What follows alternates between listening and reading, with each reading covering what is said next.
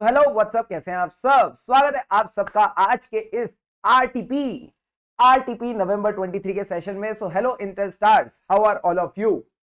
जल्दी से वीडियो पे अपने अटेंडेंस लगा दीजिए, वीडियो को लाइक करके एंड स्टार्ट करते हैं सर आज का सेशन। तो मैं पहले आपको बता दूं, आज का ये जो सेशन है इसमें हम सारे नए नए क्वेश्चन डिस्कस करेंगे, यानी जितने भी नए क्वेश्चंस आईसीआई ने आरटीपी नवंबर 23 में डाले, that's all we are going to discuss in this video. Sir एक बात बताओ, ये जो आपका डॉक्यूमेंट है ये हमको कहां मिल जाएगा। तो हमारा जो टेलीग्राम चैनल है clear CA with Shubham Keswani, उस पर आपको ये डॉक्यूमेंट मिल जाएगा। उसका चैनल का लिंक भी मैं आपको डिस्क्रिप्शन में दे दूंगा, तो आप चाहो डॉक्यूमेंट को डाउनलोड कर लो, ठीक है, प्रिंट विंट लेके, और फिर आप इस वीडियो के साथ बैठ सकते हो। ठीक है सर, अगर आपके पास आरटीपी है तो आरटीपी लेके बैठ जाओ। तो सबसे पहला टॉपिक जो हम स्टार्ट करने वाले हैं वो है चैप्टर 3 स्टैंडर्ड्स ऑन ऑडिटिंग से। पहले दो चैप्टर से कोई नया क्वेश्चन नहीं है, ना तो चैप्टर 1 जो कि आपका इंट्रोडक्शन टू ऑडिटिंग है, ना चैप्टर 2 जो कि प्लानिंग और मटीरियलिटी है। चैप्टर 3 स्टैंडर्ड्स ऑन ऑडिटिंग में भी सबसे पहला क्वेश्चन है रिटर्न रिप्रेजेंटेशंस को लेके। ये कहता है written representations are to be provided by the management to the auditor when requested. बस इन्होंने, इन बदमाशों ने बस एक लाइन दे दी और क्या बोला, एक्सप्लेन कर दो। क्या बोला, एक्सप्लेन कर दो। तो सर हम क्या एक्सप्लेन करेंगे एग्जाम हॉल में, तो ध्यान से समझना। सबसे पहले तो आपने कोट करना है एसए 580, नाम बता देना रिटर्न रिप्रेजेंटेशन। उसमें एक बात बताना सर, रिटर्न रिप्रेजेंटेशन क्या है। ऑडिटर रिक्वेस्ट करता है मैनेजमेंट को, अपने मन से नहीं देती। ऑडिटर रिक्वेस्ट करता है मैनेजमेंट प्लीज ना आप हमको रिटर्न रिप्रेजेंटेशन दो, और उसमें बोल देना जो भी आपकी रिस्पॉन्सिबिलिटी थी फाइनेंशियल स्टेटमेंट निभाने की, वो आपने निभाई। जो भी आपको मैटर्स पता थे वो आपने हमको बताए। प्लस जब जब हम आपसे रिक्वेस्ट करें प्लीज हमें रिटर्न रिप्रेजेंटेशन दे देना। अब सर ये रिक्वेस्ट करना किससे है, मैंने कहा those who are responsible for PPFS मतलब preparation and presentation of financial statement. तो सबसे पहले आपने भूमिका बनानी है। सर भूमिका क्या बनानी है, एसए 580 रिटर्न रिप्रेजेंटेशन का नाम लिखना है। फिर आप बोलोगे क्या, एज अ ऑडिटर हम रिक्वेस्ट करते हैं मैनेजमेंट को रिटर्न रिप्रेजेंटेशन देने के लिए। किस चीज को लेके, कि उसने अपनी जो रिस्पॉन्सिबिलिटी थी फाइनेंशियल स्टेटमेंट को निभाने की वो निभाई, प्लस जो भी मैटर्स काम के थे वो उन्होंने हमको बताए। अब सर ये मांगनी किससे है, जो रिस्पॉन्सिबल है preparation of presentation of financial statement. अब अगला सवाल, रिस्पॉन्सिबल कौन है, तो इन्होंने अगले पॉइंट में बताया दोज इंडिविजुअल्स कैन वेरी। ऐसा कोई एक डेफिनेट नाम नहीं है, मैं तुमको बोल दूं अक्षय कुमार, नहीं, ऐसे कोई एक पर्टिकुलर बंदे का नाम नहीं ले सकते। इन्होंने कहा कोई भी हो सकता है। It varies depending on the governance structure of entity and laws and regulation. Generally ये जो मैनेजमेंट होती है, जिसको आप बोलते हो जो एग्जीक्यूशन में इन्वॉल्व है, उसको हम इसमें रिस्पॉन्सिबल मानते हैं। जो हमारी टीसीडब्ल्यूजी है वो इसके लिए रिस्पॉन्सिबल नहीं होती। It is the management which is often the responsible party. ये आप एंटिटी के सीईओ से ले सकते हो, सीएफओ से ले सकते हो, ठीक है, या फिर उनके इक्विवेलेंट जो पर्सन है उनसे ले सकते हो। That you not use such titles. क्या अगर किसी कंपनी में कोई सीईओ सीएफओ नहीं है तो उनके जैसा कोई बंदा होगा तो आप उससे लेके चल सकते हो, बट कुछ सर्कमस्टेंसेज में टीसीडब्ल्यूजी से भी ले सकते हो। तो मैंने कहा भाई साहब हदी हो गई। कभी कहते क्या, हमें एक तो नाम नहीं पता, फिर कहते मैनेजमेंट से लेना, टीसीडब्ल्यूजी से मत लेना। मैंने कहा मैनेजमेंट का मतलब बताओ, कहते सीईओ और सीएफओ या उनके जैसा कोई बंदा अगर सीईओ सीएफओ नहीं है। फिर कहता है अगर चाहो तो टीसीडब्ल्यूजी से भी ले सकते हो। तो आपने ये बात याद रखनी है, घूम फिरा के किसी से भी ले सकते हो, घूम फिर के आप किसी से भी ले सकते हो। और अगर मैनेजमेंट कह दे नारे बाबा ना, हम आपको रिटर्न रिप्रेजेंटेशन नहीं देंगे, तो सर एज अ ऑडिटर आप क्या करोगे, आप आग बबूला हो जाओगे, आप गुस्से में आ जाओगे एंड डिस्कस करोगे this matter with the management. अब जल्दी से बताओ, सामने वाली पार्टी आपको कह रही है, लिख के नहीं दे रही, क्या सामने वाली पार्टी के मन में चोर है? हाँ सर। क्या सामने वाली पार्टी लिख इसलिए नहीं रही क्योंकि वो झूठी है? हाँ। अगर कोई झूठा है तो क्या वो सच्चा है? मैंने कहा नहीं। अगर कोई झूठा है तो वो सच्चा नहीं है। क्या सर झूठा सच्चा खेल रहे हो, सीधा सीधा बोलो। मैंने कहा इंटीग्रिटी की कमी है। तो जैसे ही मैटर डिस्कस करो, अगला सवाल किस पे उठाओगे, sir integrity of the management. Reevaluate the integrity of the management. मैं कहूंगा ये लोग झूठे हैं। अगर ये लोग झूठे हैं तो बाकी रिप्रेजेंटेशन भी झूठी होंगी। अगर इन्होंने आपको बाकी कोई ओरल और रिटर्न रिप्रेजेंटेशन दे रखी है तो वो भी झूठी होंगी। तो जब ये लोग ऐसे हैं, इनकी रिप्रेजेंटेशन तो कैसी होगी, और बाकी ऑडिट एविडेंस तो कैसे कैसे होंगे। तो जल्दी से बताओ, अगर आपको किसी एंटिटी के एविडेंस पे शक है तो क्या इसका इंपैक्ट मटेरियल है या material plus pervasive? Sir material plus pervasive. तो now you need to take a appropriate action. Sir action क्या होगा, इसका इफेक्ट अपने ओपिनियन पे देखो, इसका इफेक्ट अपने ओपिनियन पे देखो। और मैं तो कहता हूं जब एविडेंस ही नहीं है सर, एविडेंस ना होना और खराब एविडेंस होना एक ही बात है। जब एविडेंस ही नहीं है तो ओपिनियन किस बात का, कोई ओपिनियन देने की जरूरत नहीं है। डिस्क्लेम योर ओपिनियन अगर एंटिटी रिटर्न रिप्रेजेंटेशन नहीं देती। तो ये आईसीआई ने एक होलिस्टिक डिस्कशन करने की कोशिश करी है एक लाइनर का क्वेश्चन पूछ के। सर क्या क्वेश्चन था?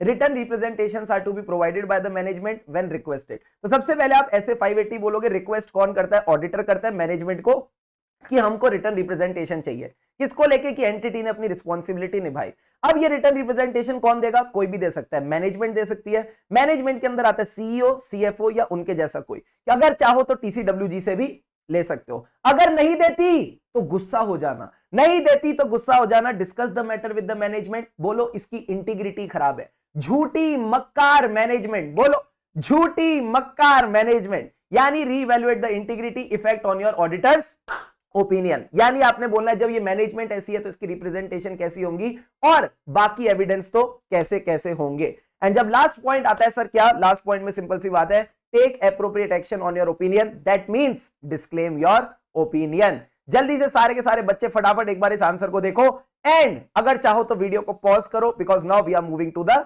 Next question.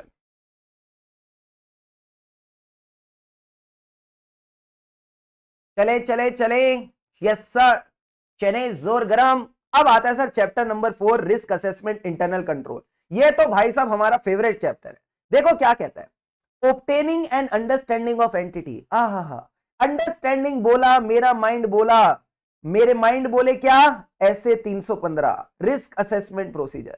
ये कहते हैं जब आप एंटिटी की अंडरस्टैंडिंग लेते हो, उसके एनवायरमेंट की अंडरस्टैंडिंग लेते हो, तो आपको एक फ्रेम ऑफ रेफरेंस बनाना है। इस फ्रेम ऑफ रेफरेंस में आपने अपना प्लान करना ऑडिट एंड एक्सरसाइज करनी है professional judgment throughout the audit. Explain by giving the example. ये कह रहा है आप एग्जांपल देके बताओ सर ये टॉपिक कौन सा है, हमको तो यही नहीं समझ आया। ये टॉपिक कौन सा है, हमको तो यही नहीं समझ आया। मैंने कहा रुको अब समझ आएगा। ये जो पूरी लाइन लिखी है अब तुमको समझ आएगा टॉपिक कौन सा है। तभी मैंने इसको एज अ न्यू क्वेश्चन उठाया। टॉपिक अपन ने क्लास में कवर कर रखा है बट इसको अब देखने का ना नजरिया बनाना। देखो क्या कहता है, obtaining and understanding of entity, obtaining and understanding of entity is a continuous process। अब थोड़ा थोड़ा क्लिक कर रहा है, हाँ sir, continuous process of gathering, updating and analyzing the information throughout the audit।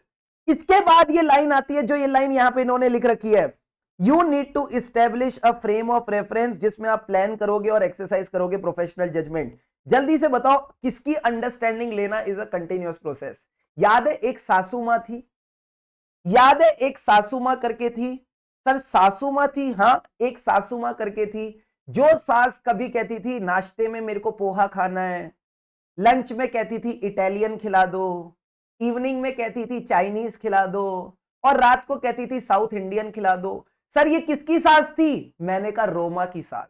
Roma की सास की अंडरस्टैंडिंग लेना is a continuous process. Sir Roma की सास का क्या मतलब था? रोमा मतलब, जल्दी से बताओ, सारे बच्चे बताएंगे रोमा की सास कौन थी।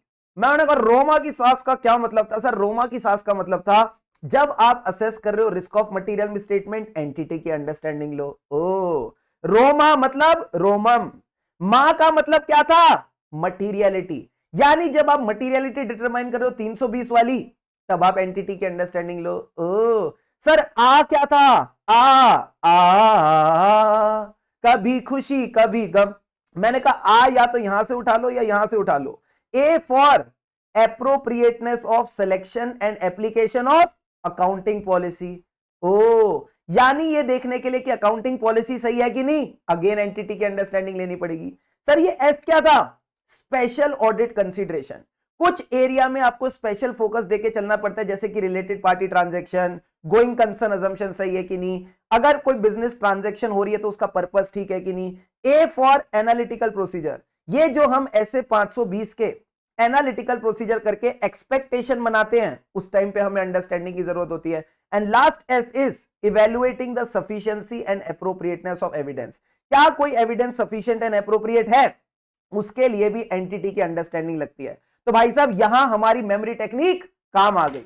बस आपने इस पॉइंट में एक ही बात ध्यान रखनी थी कि obtaining the understanding of entity is a continuous process. उसके बाद एक ये लाइन ध्यान रखना कि it helps to establish a frame of reference.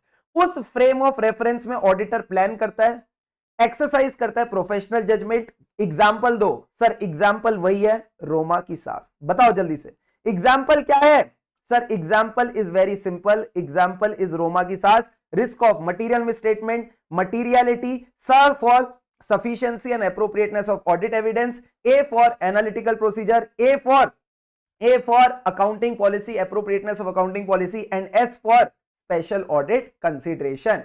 ये जो फ्रेम ऑफ रेफरेंस है ना, ये एक कीवर्ड है, तो इसको ऐसे याद रखो। फ्रेम में किसकी फोटो है सर? फ्रेम में सास की फोटो है, फ्रेम में रोमा के सास की फोटो है, जिसको अंडरस्टैंड करना इज अ कंटिन्यूअस प्रोसेस। तो ये एक क्वेश्चन है, इसको स्टार मार्क कर रहा हूं, अच्छे से करके जाना। अब सर आते हैं क्वेश्चन नंबर 2। आईसीआई ने ना चुन चुन के मजे लिए हैं। देखो क्या कहते हैं, analytical procedures performed as a risk assessment procedure may identify aspects of entity which the auditor was unaware, explain. मैं अगर किसी बिग फोर के पार्टनर को भी बुला दूं ना आज, ठीक है, पॉडकास्ट पे, और मैं उसको ये लाइन लिख के दे दूं और मैं बोल दूं एक्सप्लेन, मजाल जो कर दे, मजाल जो करके दिखा दे, और बिल्कुल ऐसा का ऐसा करके दिखा दे, क्योंकि आईसीआई को तो ऐसा का ऐसा चाहिए, तो सर कैसे होगा? इसके अलावा तो नहीं हो सकता भाई, इसके अलावा तो नहीं हो सकता, लर्न विथ फन के अलावा तो नहीं हो सकता। तो आओ लर्न विथ फन करें। देखो क्या कह रहा है, कह रहा है एनालिटिकल प्रोसीजर्स को जब आप परफॉर्म करते हो ना एज रिस्क असेसमेंट प्रोसीजर, यानी जब आप एंटिटी की अंडरस्टैंडिंग ले रहे हो, ओ अंडरस्टैंडिंग लेते हुए आप देख रहे हो कहां कहां पे रिस्क ऑफ मटेरियल मिसस्टेटमेंट हो सकती है, कहां कहां पे रिस्क ऑफ मटेरियल मिसस्टेटमेंट हो सकती है, तो उस केस में आप एनालिटिकल प्रोसीजर यूज करते हो। मैंने आपको एग्जांपल दिया था, याद है? जैसे कि सपोज मेरे सामने एंटिटी का पीएनएल आया, अभी मैंने कोई टेस्टिंग शुरू नहीं करी है, मैं सिर्फ पीएनएल की अंडरस्टैंडिंग ले रहा हूं। जब मैंने पीएनएल देखा तो मैंने देखा ट्रैवलिंग का जो खर्चा है ये इस बार 50% बढ़ गया है। ओ, पर पिछले साल last year let's say it was a lockdown. Sir क्या बात कर रहे हो? मैंने कहा हां। अब जैसे ही मैंने बोला लॉकडाउन था, तो भाई साहब लॉकडाउन के अंदर तो सब घर में बैठे थे, तो ये मामला ट्रेवल कर कौन रहा है? ये मामला ट्रेवल कर कौन रहा है? तो मैंने कहा इसी पॉइंट को ध्यान में रख के इन्होंने बोला कि एनालिटिकल प्रोसीजर से आपको कुछ ऐसी बातें पता चल सकती है जो आपको पहले कभी नहीं पता थी। तो इसमें इन्होंने कुछ 4-5 पॉइंट्स डिस्कस करे, ध्यान से समझना। ये कहता है analytical procedures performed as a risk assessment procedure, यानी अंडरस्टैंडिंग लेते हुए they may identify the aspects for which the auditor was unaware, उसको बेचारे को पता ही नहीं था, और उससे उसको असेस करने में हेल्प होगी रिस्क ऑफ मटेरियल मिसस्टेटमेंट। जैसे ही वो रिस्क ऑफ मटेरियल मिसस्टेटमेंट कर लेगा असेस, तो अकॉर्डिंगली वो 330 कर पाएगा, अकॉर्डिंगली वो ऐसे 330 कर पाएगा, यानी design and implement the response to the assessed risk. तो सबसे पहले सर हमें risk assessment procedure, analytical procedure से क्या पता चलती है? नई बातें। नई बातों से क्या होता है? Risk of material misstatement, risk of material misstatement से आप रिस्पॉन्ड कर पाते हो। तो ये पॉइंट आप ध्यान रखोगे। सबसे पहले क्या किया? एनालिटिकल प्रोसीजर, उससे आपने क्या असेस करी? रिस्क ऑफ मटेरियल मिसस्टेटमेंट, क्योंकि आपको नई नई बातें पता चली। उन रिस्क ऑफ मटेरियल मिसस्टेटमेंट पे अब आप रिस्पॉन्स बना के चलोगे। क्या ये पहली बात समझ आई? हाँ सर। अब सर एक बात बताओ, ये एनालिटिकल प्रोसीजर करने किसके ऊपर है? हमको सिर्फ फाइनेंशियल इंफॉर्मेशन कवर करनी है या नॉन फाइनेंशियल? तो ये बात भाई साहब ऑलरेडी कवर कर चुके हैं हम। ऐसे 520 एनालिटिकल प्रोसीजर हमने पढ़ा था, चैप्टर नंबर 7 था शायद, ठीक है। उसमें चैप्टर नंबर 7 में हमने क्या बोला था कि फाइनेंशियल भी कवर करेंगे, नॉन फाइनेंशियल भी। यानी सपोज अगर इंप्लॉइज की वेजेस कवर कर रहे हैं, तो number of workers into wages, जो भी रुपीज वाला होता है वो फाइनेंशियल होता है, और जो अदर चीज होती है वो नॉन फाइनेंशियल होता है। तो नंबर ऑफ वर्कर्स क्या है? Non financial. इसी तरह यहां पे भी कह रहा है, जब आप एनालिटिकल प्रोसीजर्स को परफॉर्म करो, आप इसमें both financial as well as non financial information को कवर करोगे। जैसे कि सपोज अगर मैं सेल्स देख रहा हूं, तो ये कह रहा है सेल्स की अमाउंट क्या है? फाइनेंशियल। बट अगर मैं बोलूं square foot of selling space, ये स्क्वायर फुट क्या होता है? रुपीज में होता है या ये स्क्वायर फुट में होता है? सर ये स्क्वायर फुट में होता है, तो this is a non financial. इसी तरह अगर मैं गुड्स की सेल की बात करूं, वॉल्यूम ऑफ गुड्स, सर ये वॉल्यूम ऑफ गुड्स किस में होंगे? या तो नंबर्स में होंगे या कोई केजीज में होंगे। अगेन ये क्या है? Non financial. तो ये कह रहा है जब आप एनालिसिस करो तो दोनों इंफॉर्मेशन को कवर करना बाबा, फाइनेंशियल को भी नॉन फाइनेंशियल को भी। और एग्जांपल बड़े सिंपल है, sale of land, sale of goods. Come on, sale of land, sale of goods, बोलो ना, तुम्हारा पेपर है भाई। Sale of land, sale of goods, तो सेल्स आ गई, लैंड के लिए क्या यूज किया, स्क्वायर फुट, गुड्स के लिए वॉल्यूम ऑफ गुड्स। अब ध्यान से समझना, जब आप ये risk of material misstatement assess कर रहे हो, जब आप ये एनालिटिकल प्रोसीजर्स परफॉर्म कर रहे हो, आपको कुछ अटपटा मिल सकता है। क्या मिल सकता है, अटपटा मिल सकता है। सर अटपटा मिल सकता है यानी इट में help identify the existence of unusual transactions, unusual events, amounts, ratios and trends. आपको इस तरह की अनयूजुअल चीजें मिल सकती हैं जिसका ऑडिट पे इंप्लीकेशन देख लेना। मुझे एक बात बताओ, जब भी कुछ अटपटा मिलता है उससे किसकी खुशबू आएगी, सर उससे खुशबू आएगी फ्रॉड की। तो जब भी कुछ अनयूजुअल मिलेगा तो अगला पॉइंट क्या है, दीज अनयूजुअल और अनएक्सपेक्टेड रिलेशनशिप्स, फील लेते जाओ टॉपिक की। दीज अनयूजुअल और unexpected relationships identified may assist the auditor in identifying the risk of material misstatement due to fraud. तो मैंने कहा ये जो थर्ड और फोर्थ पॉइंट है ये तो इंटरकनेक्टेड हो गए। हाँ सर, तो जल्दी से 4 पॉइंट बताओ क्या क्या थे। पहले तो कुछ नया मिला, analytical procedures performed as a risk assessment procedure can help in identifying new aspects of entity, aspects of the entity which I was unaware, उससे आप असेस करोगे रिस्क ऑफ मटेरियल मिसस्टेटमेंट, फिर रिस्पॉन्ड करोगे असेस्ड रिस्क को। क्या ये point clear है? हाँ सर। कौन सी इंफॉर्मेशन पे करना है, फाइनेंशियल नॉन फाइनेंशियल। तो पहले तो आपको न्यू मिला, फिर फाइनेंशियल नॉन फाइनेंशियल, फिर अटपटा मिला, अटपटे से फ्रॉड मिला। अटपटे को अंग्रेजी में क्या कहते हैं, अनयूजुअल। तो कोई अनयूजुअल ट्रांजैक्शन मिल सकती है, ट्रेंड्स मिल सकते हैं, इवेंट्स मिल सकते हैं, उनसे फिर आपको इंडिकेशन मिलेगी risk of material misstatement due to fraud. अब सर अगला पॉइंट समझना, हाउएवर, अब ना ये रुख बदलेंगे। क्या कहता है, however when such analytical procedure use the data aggregated at high level. जल्दी से बताओ एग्रीगेटेड का क्या मतलब होता है, data aggregated at high level का क्या मतलब होता है, सोच के बताओ। What do you think by aggregation? Aggregation मतलब ये डेटा बटा हुआ नहीं है, ये डेटा क्या है, ये डेटा एडेड अप है, समड अप डेटा है। ठीक है सर, अगर कोई समड अप डेटा है, फॉर एग्जांपल मैं आपको समझाने की कोशिश करता हूं, ध्यान से समझना। मैं आपको 2 केसेस देता हूं, आप बताना किसके केस में आपको एनालिसिस करने में आसानी होगी। टॉप पे आ जाओ, यहां पे आ जाओ। Case number 1 and case number 2, just take 2 minutes, understand, आएगा समझ। मैं बोलता हूं रिलायंस का जो रेवेन्यू है, इस बार रिलायंस का जो रेवेन्यू है ये 5% से बढ़ा। समझे नहीं समझे? समझ गए सर। अब मैं बोलता हूं रिलायंस के अंदर ना 3 डिविजन्स हैं, एक है जियो, एक है हमारा ऑयल एंड गैस, एंड एक है रिटेल। जो हमारा जियो है वो तो 50% से बढ़ा, जो हमारा रिटेल है वो आप मान लो लगभग 40% से बढ़ा, और जो ऑयल एंड गैस है ये 60% से गिरा। अब एड अप मत करने बैठ जाना, यहां पे कॉम्पोजिशन अलग अलग हो सकती है। तो एक बात बताओ, कौन सा वाला अच्छा लगा, ए वाला या बी वाला? केस नंबर 1 अच्छा लगा या 2 अच्छा लगा? सर हमको 2 अच्छा लगा। 2 के केस में एनालिसिस विल बी बेटर, 2 के केस में analysis will be better. Sir क्यों? क्योंकि यहां पे इंफॉर्मेशन डिसएग्रीगेटेड है। कैसी इंफॉर्मेशन है सर? यहां पे इंफॉर्मेशन डिसएग्रीगेटेड है, और ऊपर मैंने क्या करा, सबको मिला दिया, सबको मिला दिया, और मैंने फिर यहां पे 5% का टोटल निकाल दिया। सर ये क्या है, ये एग्रीगेटेड है। ये क्या है, एग्रीगेटेड है। तो अब समझो क्या कह रहा है, ये कह रहा है एनालिटिकल प्रोसीजर्स जब यूज करते हैं data aggregated at high level, bracket वाला पार्ट छोड़ दो, अभी बस इतना समझो, then the results of these analytical procedures will only give you a broad indication। ये सिर्फ आपको ऊपर ऊपर से बताएंगे क्या कोई मटेरियल मिसस्टेटमेंट हो सकती है या नहीं। फील आई या नहीं आई? ज्यादा डिटेल में मत जाना, फील आई या नहीं आई? हाँ सर। अगर हम एग्रीगेटेड लेवल पे देखेंगे, अगर हम एग्रीगेटेड लेवल पे देखेंगे तो चीजें ऊपर ऊपर से पता चलेंगी। तो इट विल, ऊपर ऊपर से को क्या बोलते हैं अंग्रेजी में?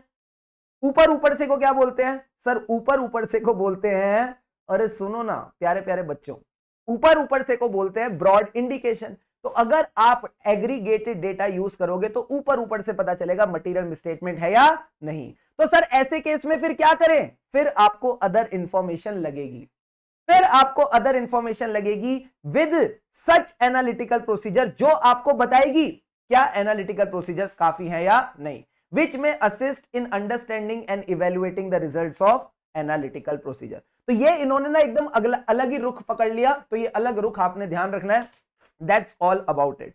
तो लाइन सिर्फ सिंगल सी थी। अच्छा बताओ, जो मैंने स्टार्टिंग में बोला वो सच था कि नहीं?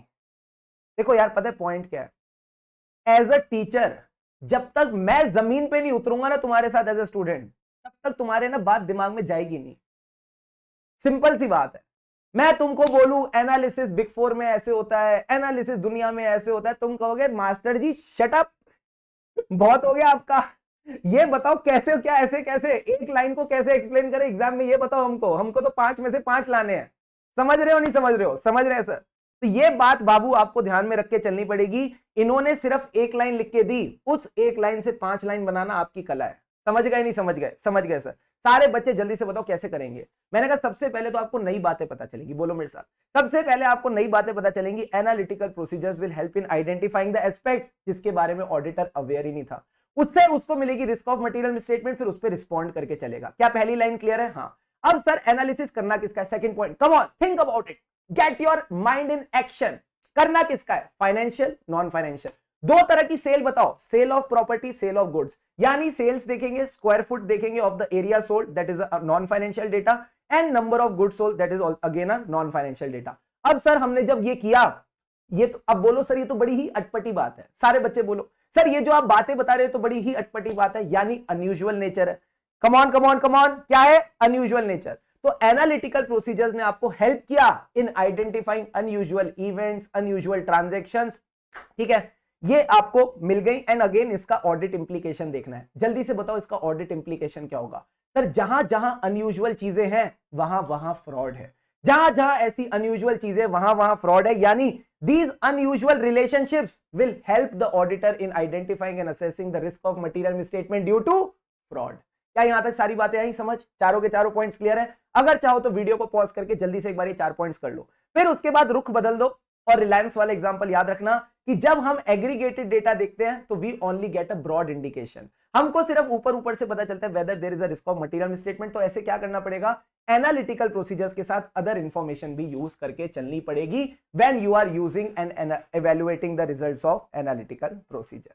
क्लियर और नॉट? जल्दी से बताओ, क्या एक एक बात समझ आई? हाँ सर। तो अब अगर चाहो तो 2 मिनट के लिए वीडियो को पॉज करो, एक बार इस पूरे आंसर पे कंफर्ट लो, and then move to the chapter number 6 automated environment.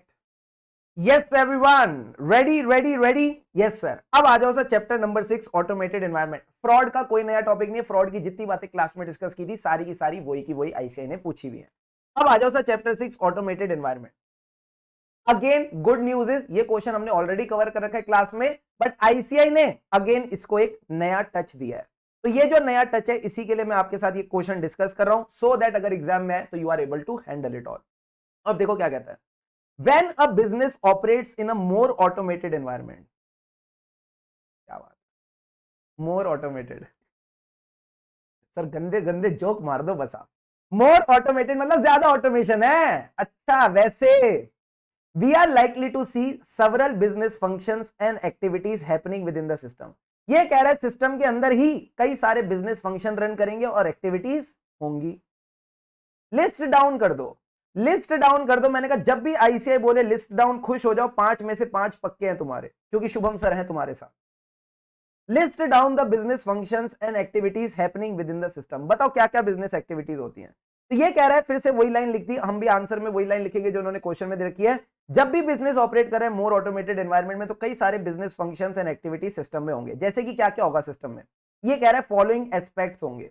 जो भी कंप्यूटेशन एंड कैलकुलेशन है वो ऑटोमेटिकली होगी। यानी सपोज अगर आपको बैंक का इंटरेस्ट कैलकुलेट करना है, तो अब आप एक एक एफडी लेके तो बैठोगे नहीं, एक एक लोन लेके तो बैठोगे नहीं कि आप उसकी अमाउंट को रेट ऑफ इंटरेस्ट से मल्टीप्लाई कर रहे हो, days upon number of years कर रहे हो, नहीं ऐसा तो नहीं करना।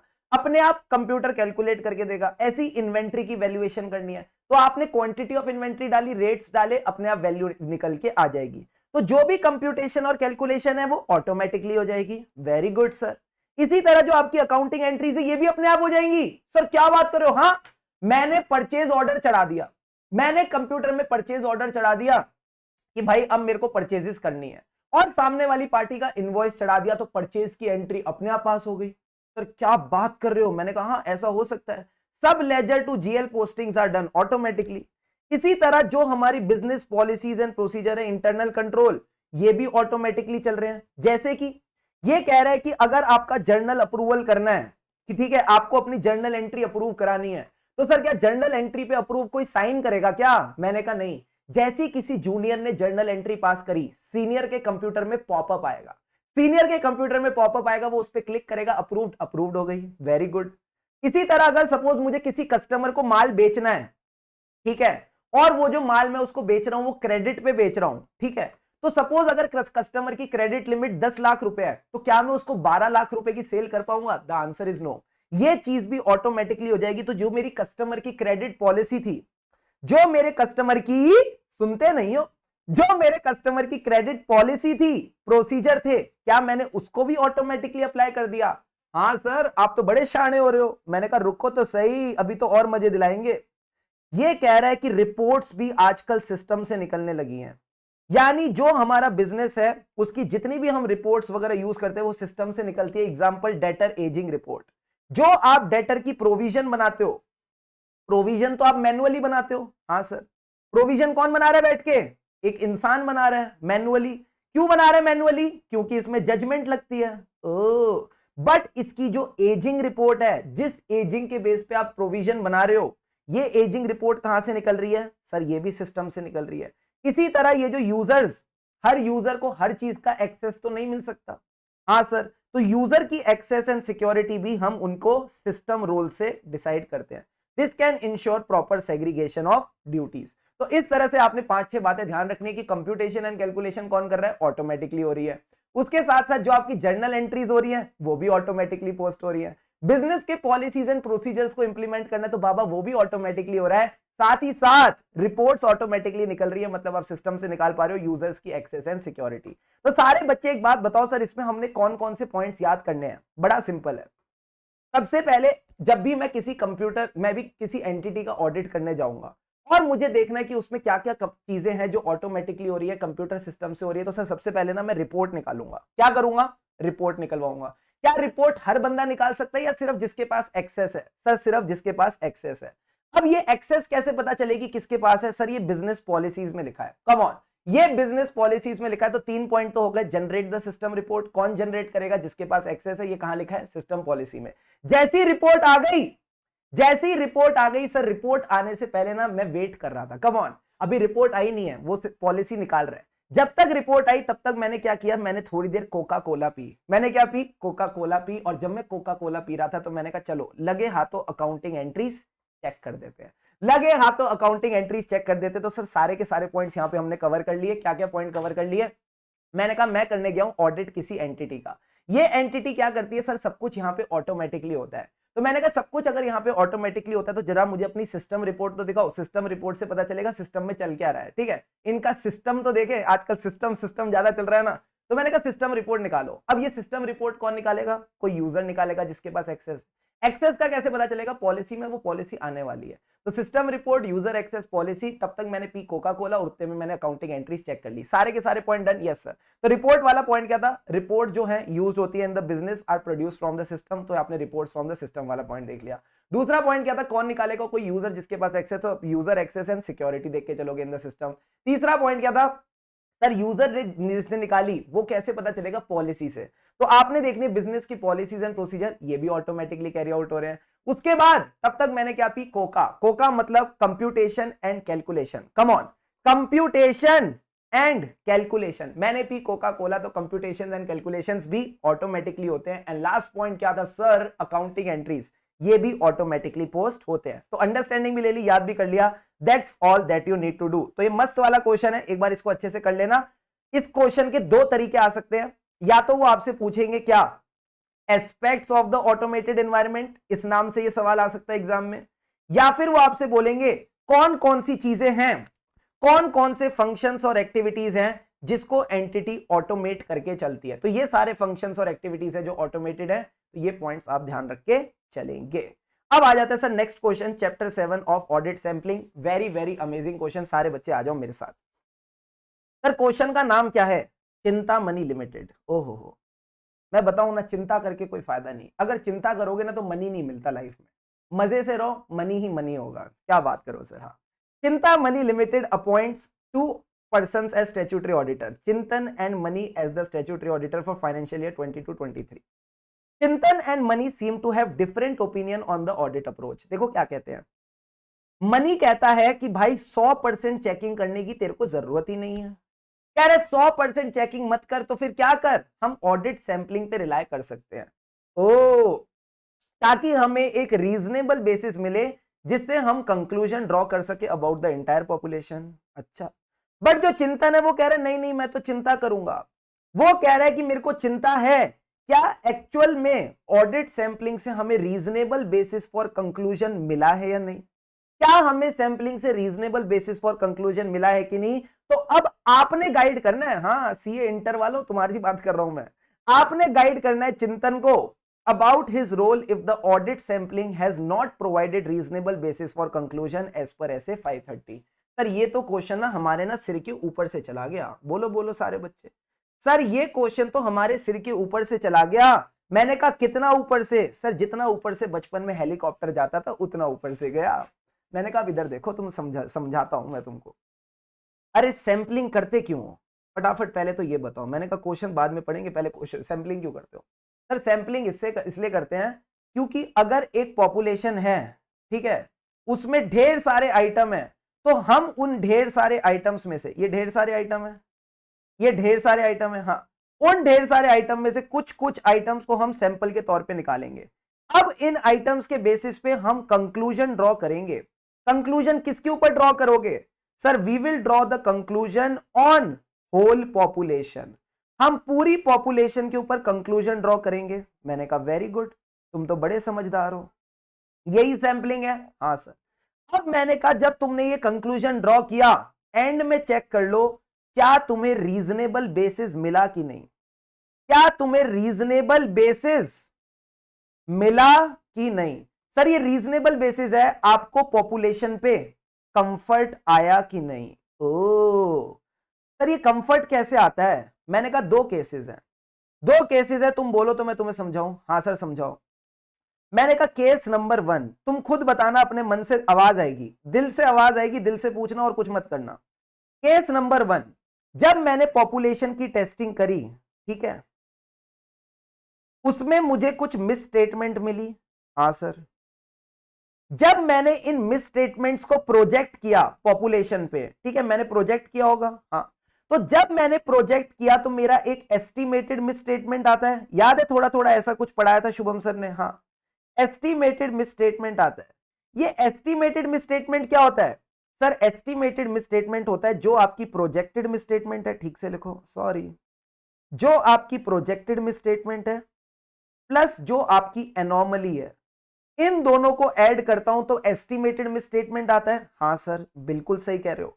अगर ये एस्टिमेटेड मिस स्टेटमेंट दूर है, किससे दूर है, sir it is far away, it is far away from tolerable miss statement. जो आपकी टॉलरेबल मिस स्टेटमेंट थी ना, जितना आप टॉलरेट कर सकते हो, अगर ये टॉलरेबल मिस स्टेटमेंट से बहुत दूर है, बहुत नीचे है, आप अवे की जगह लिखो फार below, it is far below, इससे नीचे है टॉलरेबल मिस स्टेटमेंट से, क्या आपको चिंता होगी, जल्दी से बताओ, क्या आपको कोई चिंता होगी। मैंने कहा नहीं, it is okay, it is okay, मैं सैंपलिंग से खुश हूं।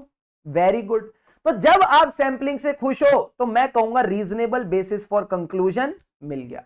फिर मैं बोलूंगा आपको रीजनेबल बेसिस फॉर कंक्लूजन मिल गया। सर सेकंड केस क्या हो सकता है, मैंने कहा सेकंड केस हो सकता है जो आपकी एस्टिमेटेड मिस स्टेटमेंट है। एस्टिमेटेड मिस स्टेटमेंट मतलब प्रोजेक्टेड मिस स्टेटमेंट प्लस आपकी एनॉमली, अगर ये है क्लोज, अगर ये है क्लोज या फिर it is more than the tolerable miss statement. Tolerable miss statement से फील लेना मटीरियलिटी की। अगर ये क्लोज या more than the tolerable miss statement है तो क्या आपको चिंता होगी। हाँ सर। सारे बच्चे बोलो बहुत सारी चिंता होगी। मैंने कहा चिंता क्यों होगी, क्योंकि आपको लगेगा कि एक्चुअल में मिस स्टेटमेंट कितनी होगी, ये तो एस्टिमेट है ना बाबू। तो फिर आपको चिंता होगी किसको लेके, एक्चुअल मिसस्टेटमेंट को लेके। अब ये एक्चुअल निकालेगा कौन? अब ये एक्चुअल निकालेगा कौन? कौन जाएगा पॉपुलेशन में देखने की एक्चुअल मिसस्टेटमेंट क्या है? सर दो ऑप्शन है, बोलो सारे बच्चे। सर दो ऑप्शन है, या तो मैनेजमेंट को भेजो कि मैनेजमेंट जाके एक्चुअल में देखे मिसस्टेटमेंट कितनी है, वेरी गुड। और अगर मैनेजमेंट नहीं जाती तो एज अ ऑडिटर फिर आपको खुद के ऑडिट प्रोसीजर्स करने पड़ेंगे। एज अ ऑडिटर फिर आपको फर्दर प्रोसीजर करने पड़ेंगे, फर्दर टेस्टिंग करनी पड़ेगी। क्या इतनी सी बात समझ आई? क्या इतनी सी बात समझ आई? हाँ सर। तो मैंने कहा जब यहां पे इट इज क्लोज और it is more than the tolerable misstatement, तो इसको कहते हैं नो। तो इसको कहते हैं नो कि हमको रीजनेबल बेसिस फॉर कंक्लूजन नहीं मिला, हमें reasonable basis to draw the conclusion on the whole population नहीं मिला। अब हमको फर्दर चेकिंग करनी पड़ेगी, हमको एक्चुअल में देखना पड़ेगा कि मामला क्या है। क्या ये बात समझ आई? हाँ सर। तो देखो क्वेश्चन क्या कह रहा है, ये कह रहा है अगर रीजनेबल बेसिस फॉर कंक्लूजन नहीं मिला तो क्या करोगे। तो सबसे पहले इन्होंने क्वेश्चन की भूमिका बनाई, इसको बोलते हैं इंट्रोडक्शन। तो इंट्रोडक्शन में सबसे पहले इवेल्युएट करो रिजल्ट्स ऑफ सैंपल, कि क्या सैंपलिंग के रिजल्ट आए। सैंपलिंग के रिजल्ट मतलब आपकी एस्टिमेटेड मिसस्टेटमेंट क्या है। एस्टिमेटेड मिसस्टेटमेंट मतलब प्रोजेक्टेड मिसस्टेटमेंट प्लस एनोमली। ओ सर इतनी बातें छुपी हैं इस लाइन में। हाँ, अब इससे आपको पता चलेगा क्या रीजनेबल बेसिस फॉर कंक्लूजन मिला कि नहीं, क्या आपको एज अ ऑडिटर कंफर्ट मिला कि नहीं। तो ये कहता है अगर रीजनेबल बेसिस फॉर कंक्लूजन नहीं मिला, मतलब आपकी जो एस्टिमेटेड मिसस्टेटमेंट है वो क्या है, the estimated misstatement is either more than और it is close to the tolerable misstatement. अगर ये टॉलरेबल मिसस्टेटमेंट के आसपास है तो सर फर्दर टेस्टिंग करनी पड़ेगी, फुल पॉपुलेशन की टेस्टिंग करनी पड़ेगी। तो आप मैनेजमेंट से रिक्वेस्ट करो, जाओ मैनेजमेंट के पास और रिक्वेस्ट करो कि भाई साहब इन्वेस्टिगेट करो मिसस्टेटमेंट को, इन्वेस्टिगेट करो और देखो क्या ऐसी मिसस्टेटमेंट और हैं, और अगर है तो एडजस्टमेंट करके आना। अगर मैनेजमेंट ने कहा नारे बाबा ना, तो एज अ ऑडिटर फिर आपको खुद के nature, timing and extent of further audit procedures को टेलर करना पड़ेगा, तभी आपको अश्योरेंस मिलेगी। फॉर एग्जांपल अगर आप टेस्ट ऑफ कंट्रोल्स कर रहे थे, तो अगर आप टीओसी कर रहे हो तो अपना सैंपल साइज बढ़ा दो। ओ अगर सैंपल साइज नहीं बढ़ा सकते तो कोई और कंट्रोल टेस्ट कर दो उसी रिस्क के लिए। फॉर द सेम रिस्क आप कोई ऑल्टरनेट कंट्रोल देख लो। और अगर टीओसी से पेट नहीं भर रहा तो दूसरा प्रोसीजर क्या होता है, सब्सटेंटिव ऑडिट प्रोसीजर। तो ये कहता है फिर आप रिलेटेड सब्सटेंटिव प्रोसीजर कर सकते हो। मजा आया या नहीं आया? जल्दी से बताओ, जल्दी से बताओ, मजा आया या नहीं आया? चिंतामणि कैसा लगा क्वेश्चन? सर क्लासिक क्वेश्चन लगा। ये क्वेश्चन सीए फाइनल का है, ठीक है, और तुम्हारे इंटर की आरटीपी में डाला है बदमाशों ने। सीए फाइनल का क्वेश्चन है, 2 साल पहले सीए फाइनल की आरटीपी में आया था, अभी तक फाइनल लेवल पे क्वेश्चन पेपर में भी नहीं आया, बट आपकी आरटीपी में डाला, करवा दिया मैंने, ठीक है। I hope it is clear. ये जो नोट्स हैं ये वाले और ये वाले, ये मैं Telegram channel clear CA with Shubham Keswani पे आपके लिए अवेलेबल करा दूंगा। धूम मचा देंगे, रंग जमा देंगे सीए इंटर वालों, अपन सीए फाइनल में छलांग लगा लेंगे। अब आ जाओ sir last question chapter number 8 का, उसके बाद चैप्टर एक और बैंक ऑडिट भी है। पानी के 2 घूंट लगा लेते हैं, मजा आ गया। चलो जल्दी से आओ, पानी के 2 घूंट लगाए।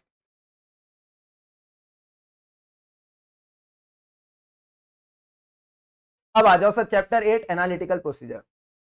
सर एनालिटिकल वाला अभी तो क्वेश्चन किया था, मैंने कहा वो analytical procedure as risk assessment procedure था।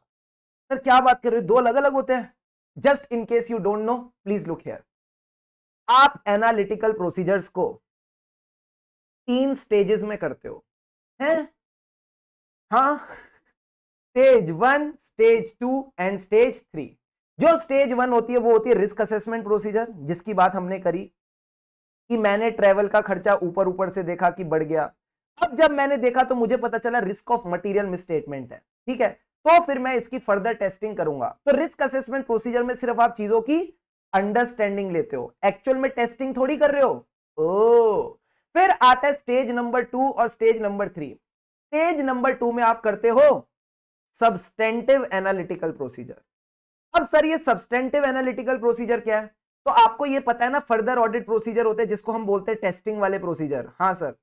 और एक होते हैं रिस्क असेसमेंट प्रोसीजर जो होते हैं अंडरस्टैंडिंग वाले। हाँ सर ये पता है ना, आगे बढ़ो। तो मैंने कहा 315 होते हैं risk assessment procedure, further audit procedure होते हैं 330।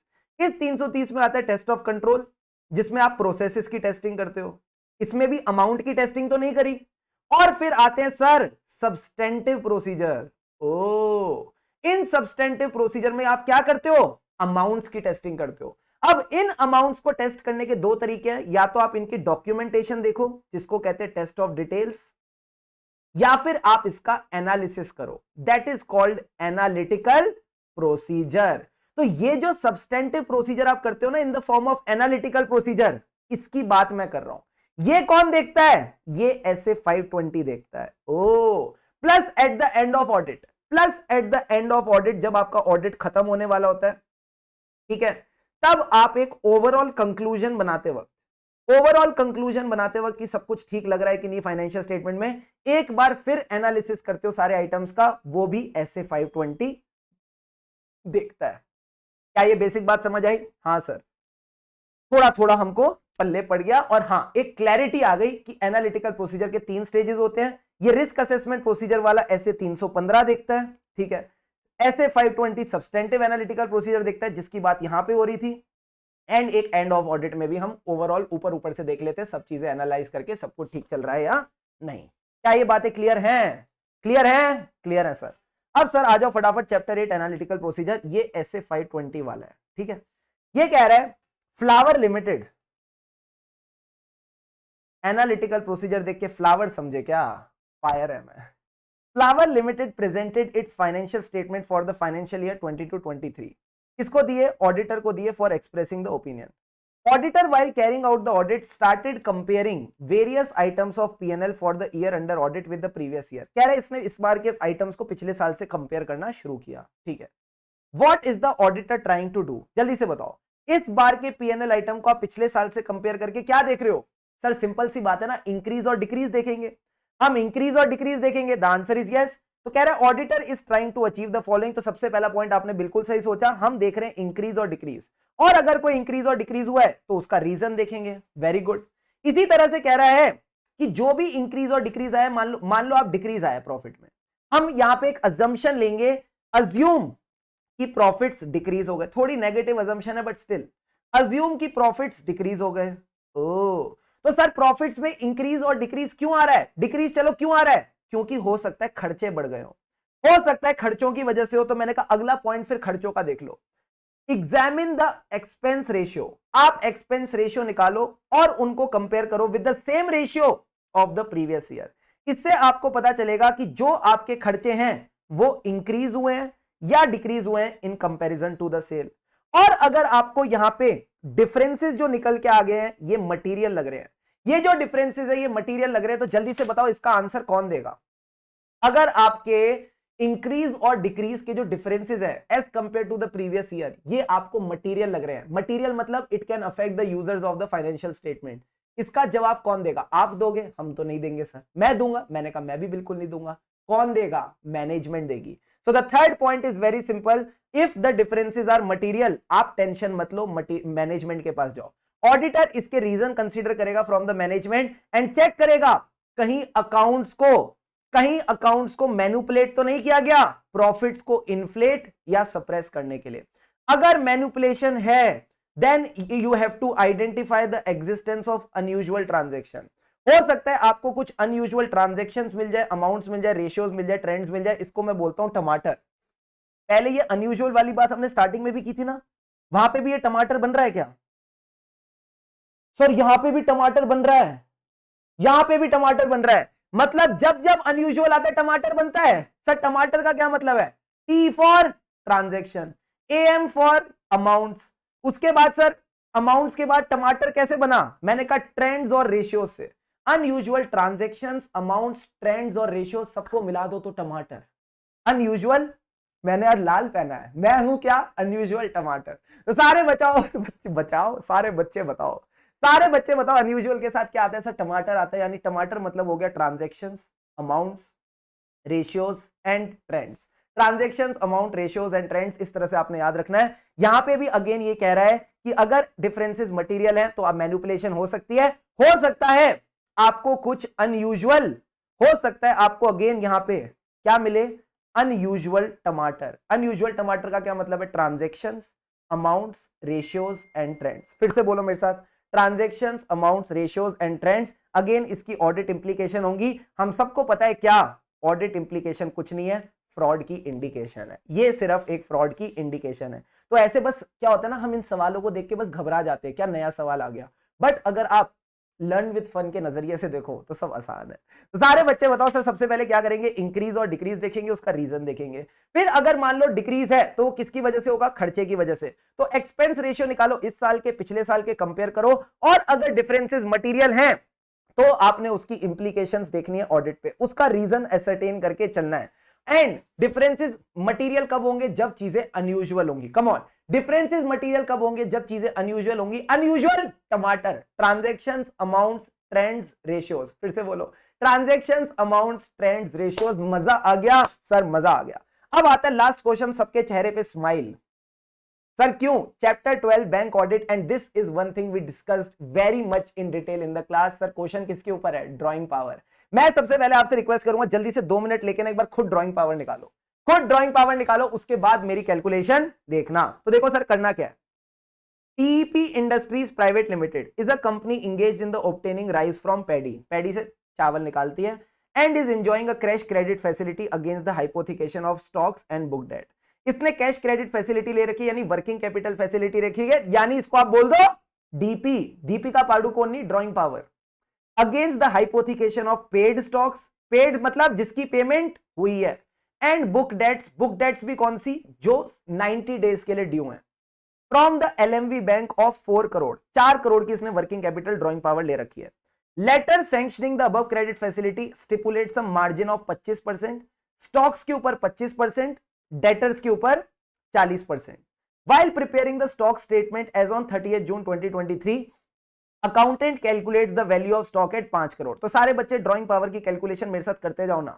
स्टॉक्स की वैल्यू कितनी है? सर स्टॉक्स की वैल्यू 5 करोड़ है, including 1 crore of rice which was lying in a low lying godown and was completely damage. भाई साहब 5 में से 1 करोड़ की तो बैंड ही बच गई, डैमेज की तो वैल्यू ही निकाल दो। कितना बचा? 4 crore. Debtors outstanding are 3 crore.